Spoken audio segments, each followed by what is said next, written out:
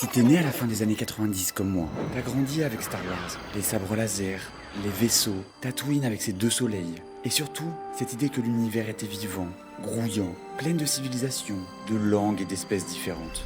Ce n'est pas que Star Wars, c'est Alien, c'est Men in Black, c'est toute une génération de films et de séries qui nous ont raconté la même histoire.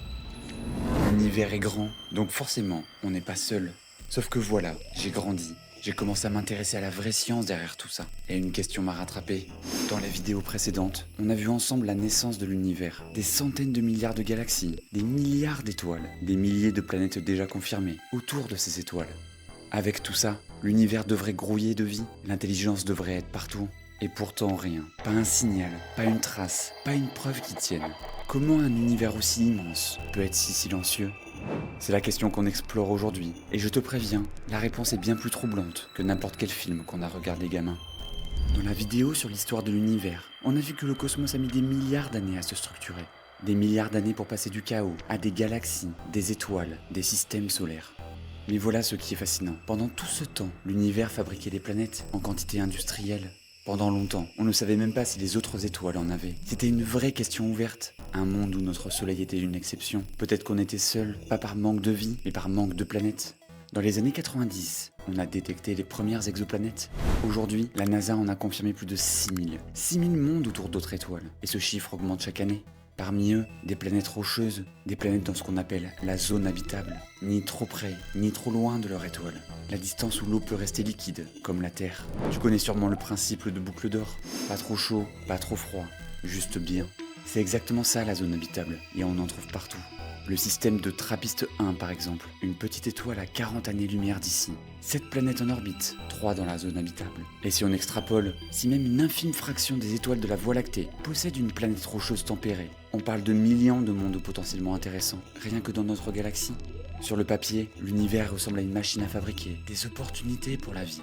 Mais voilà, ça commence à se compliquer. Une planète dans la zone habitable, ce n'est pas une seconde Terre, c'est juste un candidat. James Webb a observé certaines planètes de Trappist 1 de très très près. Et les résultats sont prudents. Pour certaines, pas de signe d'atmosphère épaisse. Pour d'autres, les données sont encore en cours d'analyse. Rien de concluant dans un sens ou dans l'autre. Et c'est là que la réalité commence à être plus dure que ce qu'on espérait.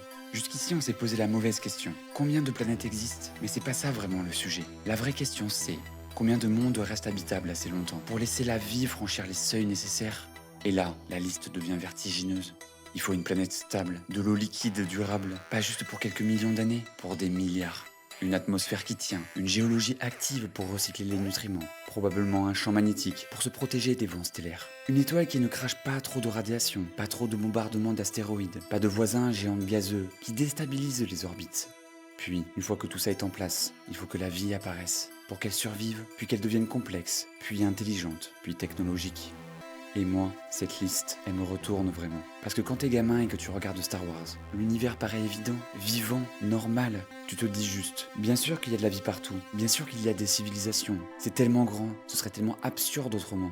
Et puis tu grandis, tu regardes cette liste de conditions, et tu réalises que la Terre a coché chaque case, une par une, pendant 4,6 milliards d'années, sans rater une seule fois. C'est comme si tu découvrais que dans l'immeuble dans lequel tu as grandi, celui que tu as toujours trouvé banal, ordinaire, était en fait construit sur un terrain introuvable, avec des matériaux qui n'existent presque nulle part, par des architectes, qui ont mis des milliards d'années à apprendre leur métier. Tu le regardes différemment après. Et voilà le paradoxe qui me fascine. La Terre nous paraît normale parce qu'on vit dessus. Mais si on prend du recul, vraiment du recul, elle est peut-être le résultat d'un enchaînement presque absurde de coïncidences favorables. Notre Soleil est une étoile stable, ni trop jeune, ni trop vieille. Jupiter absorbe une bonne partie des astéroïdes qui nous menaceraient. La Lune stabilise l'axe de rotation de la Terre. Sans elle, notre climat serait chaotique.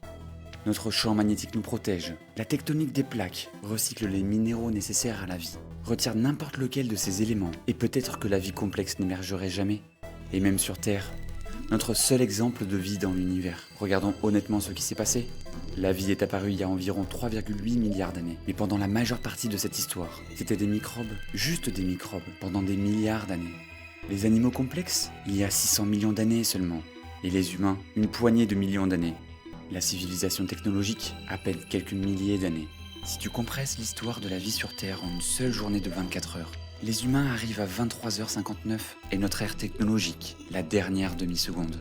alors même si des microbes pullulent quelque part dans l'univers. Et c'est possible, voire très probable. Ça ne veut pas absolument dire que les civilisations capables d'envoyer des signaux radio sont fréquentes. Moi en tout cas, depuis que je m'intéresse vraiment à tout ça, je ne regarde plus la Terre de la même façon, et je pense que toi non plus après cette vidéo.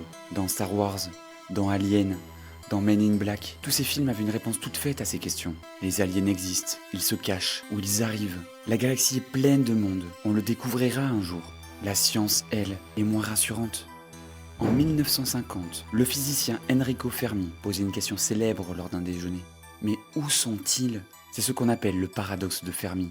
L'univers est vieux. Si des civilisations technologiques avaient émergé il y a longtemps, elles auraient eu des milliards d'années pour se répandre, communiquer, laisser des traces. Même à une vitesse modeste, une civilisation exponentielle aurait pu coloniser une bonne partie de la galaxie avant que notre Soleil se forme. Et pourtant, rien. Alors les hypothèses sont nombreuses. Peut-être que les civilisations sont rarissimes. C'est ce qu'on explore aujourd'hui. Peut-être qu'elles ne durent pas longtemps. Peut-être qu'elles communiquent d'une façon qu'on ne sait pas encore détecter. Peut-être qu'on cherche encore très mal. Détecter une planète rocheuse habitable autour d'une étoile est déjà un défi monstrueux. Une biosignature, une technosignature, c'est encore un ordre de grandeur au-dessus. On a des meilleurs télescopes que jamais, mais on est encore au tout début des recherches. Alors, est-ce qu'on est seul? Honnêtement, on ne sait pas. Mais voilà ce que je retiens de tout ça. L'univers est immense, oui, et il est probablement plein de planètes, de systèmes solaires, de conditions intéressantes. Mais la chaîne qui mène d'une roche en orbite jusqu'à une civilisation capable d'envoyer des signaux dans l'espace, elle est peut-être d'une fragilité vertigineuse. Et si c'est vrai, si cette chaîne casse presque à chaque fois, alors la Terre n'est pas juste notre maison, c'est peut-être l'un des endroits les plus rares du cosmos. Gamin, Star Wars me faisait rêver d'un univers plein de vie. Aujourd'hui, la science me donne quelque chose de différent, pas moins beau, mais plus vertigineux. L'idée que peut-être, dans toute cette immensité, c'est ici que ça se passe, sur cette petite roche bleue. Si cette question t'obsède autant que moi, dis-le-moi en commentaire. Et si tu veux qu'on plonge dans le paradoxe de Fermi, dans les biosignatures, dans ce que recherche vraiment le SETI, n'hésite pas à me le dire et on en fera une prochaine vidéo. À très bientôt.